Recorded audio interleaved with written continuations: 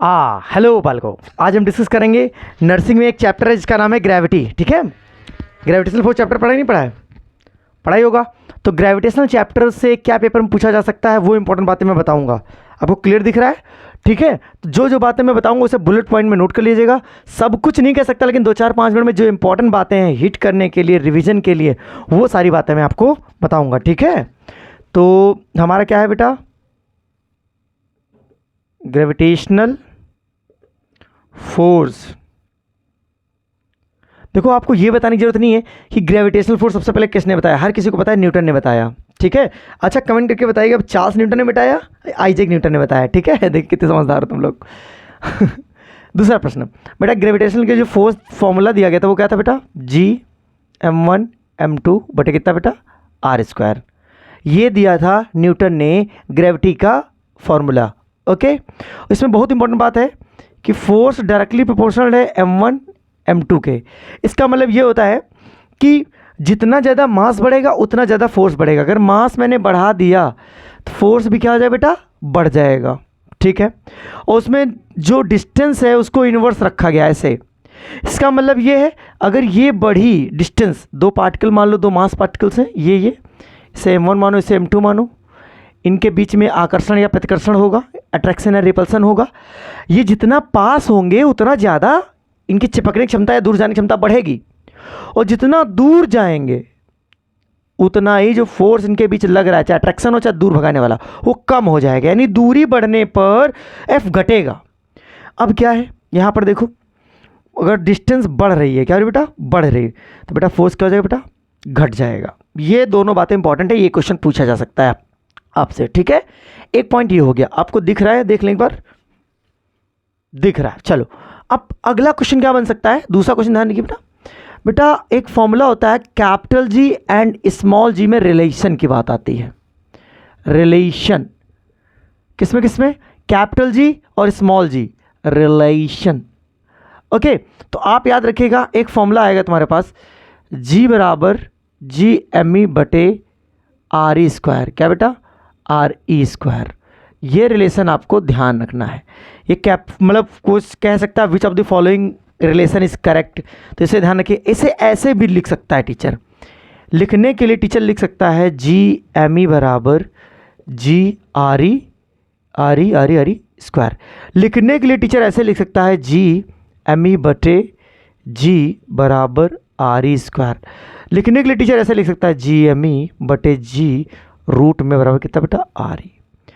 ठीक है, तो कभी कभी अर्थ की रेडियस निकालने के लिए ऐसा ऐसा ऐसा एक ही फॉर्मूले को बेटा घुमाया मैंने, एक ही फॉर्मूले को मैंने पूरी तरह से घुमाया। आपसे ये बात भी पूछी जा सकती है। ठीक है, मेरी बात आपको समझ में आ रही? मैंने कहा कि ग्रेविटी से रिलेटेड क्या क्या बातें इंपॉर्टेंट होती हैं। एक फॉर्मूला बेटा ग्रेविटी से रिलेटेड याद रखिएगा बेटा, F बराबर mg। ये भी आपको पता होना चाहिए। ठीक है, एक बात बेटा आपको पता है कि एक केपलर नामक साइंटिस्ट था। कैपलर ने अपना एक्सपेरिमेंट किया था न्यूटन की हेल्प से। मतलब कैपलर बता रहा हूँ, न्यूटन ने कैपलर के नियम को वेरीफाई किया था अपने थ्रू। ठीक है, तो कैपलर लॉ 3 थे। पहला बताया था कि जितने भी प्लैनेट्स हैं वो एक इलेक्ट्रिकल पाथ पे लगातार एक दीर्घवृत्ताकार पथ पर क्या करे बेटा? गति कर रहे हैं। पहला लॉ ये था। दूसरा लॉ इनका क्या कहता है बेटा? Areal speed of the planets always remain constant. ये पॉइंट याद कर लीजिए। Second law of Kepler states that, statement आपके पास लिखे होंगे, मैंने जितना लाइन में बताया उतना लाइन लिखी रहती है, पेपर में पूछा गया question. Areal speed of the planets remain constant, areal speed of the planets remain constant.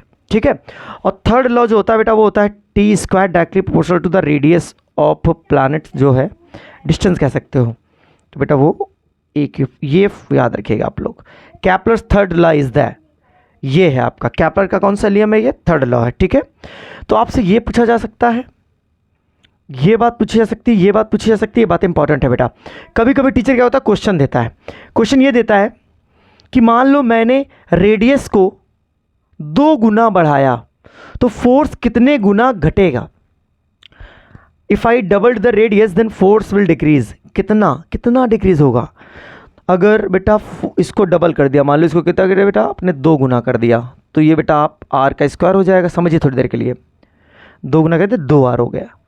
Square हटाओगे बेटा तो क्या हो जाएगा बेटा, ये पूरा ये 4r हो जाएगा। कितना हो जाएगा, 4r हो जाएगा। क्लियर नहीं क्लियर? यानी कि फोर्स कितना हो जाएगा, F/4, क्योंकि ये 4 टाइम बढ़ाया है तो 4 टाइम फोर्स क्या हो जाएगा, घट जाएगा। ठीक है, मेरी बात समझ में आ रही कि नहीं आ रही है? तो याद रखिएगा ये क्वेश्चन बनते हैं कि रेडियस को आधा कर दिया, अगर रेडियस को आधा कर दिया जाएगा तो फोर्स पक्का 2 गुना हो जाएगा। कितना हो जाएगा फोर्स, 2F हो जाएगा। आधे का 2 गुना, 2 गुने का 4 गुना, कि 4 गुना हो जाएगा। अगर इसको मैं आधा करूंगा तो 4 टाइम्स ही बढ़ेगा ये, क्योंकि स्क्वायर है ना, 2 का स्क्वायर हो जाएगा, 4 हो जाएगा। ठीक है, तो इस तरह के प्रश्न आपसे पूछे जा सकते हैं आपके प्रश्न पत्र में। ठीक है, ग्रेविटी का ये पहला लेक्चर है। ये हमें लगता है ग्रेविटी के 2-3 लेक्चर लेने पड़ेंगे, तब जाके आपके बुलेट पॉइंट क्लियर हो जाएंगे। ज़्यादा बड़ा लेक्चर नहीं बनाता मैं, इससे आपका एक आइडिया हो गया। चलो ये मुझे याद रखना है। अब कैपिटल जी वाला बेटा वैल्यू याद कर लो, 6.67 इंटू 10⁻11। ये कैपिटल जी की वैल्यू है। जी की वैल्यू कितनी होती है बेटा, 9.8 मीटर पर सेकेंड स्क्वायर। ठीक है, स्क्वायर। जी की यूनिट्स क्या होगी बेटा, जैसे कि आपने लिखा था F बराबर G/MEM/R²। ओके, M लिखो, M1 M2 लिखो, ज़्यादा परेशान ना हो। अब जी की निकालना है तुम्हें, तो ये F के नीचे आ जाएगा, यानी कि कह सकते हो जाएगा न्यूटन मीटर स्क्वायर पर kg²। याद रखिएगा कैपिटल जी की यूनिट पूछी जा सकती है, कैपिटल जी की वैल्यू पूछी जा सकती है, स्मॉल जी की ये पूछा जा सकता है, स्मॉल जी की वैल्यू पूछी जा सकती है। ओके, ये बात आपको ध्यान रखनी इस चैप्टर से।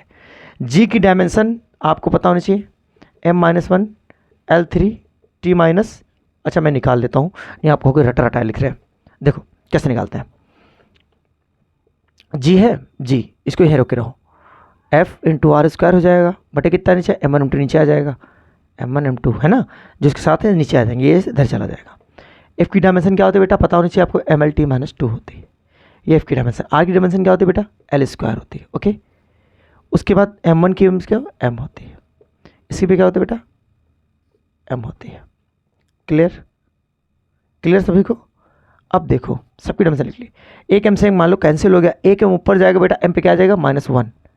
ठीक है, L लिखा है, 2 L है, L 3 हो गए, और T कितना है, T-2 है, T-2। ओके, तो M-1 L3 T-2। तो बेटा ये हो गया जी की डायमेंशन। ये था पहला लेक्चर अबाउट ग्रेविटी। कैसा लगा कमेंट करिएगा, और मैंने आपको जितनी बात बताई इसे कॉपी नोट कर लो, पेपर में इनसे ही क्वेश्चन बनता है, बाहर से पेपर नहीं बनता है। ठीक है, मिलेंगे नेक्स्ट लेक्चर में, तब तक टाटा बाय बाय। वीडियो शेयर जरूर कर दिया करो अपने दोस्तों में। ठीक है।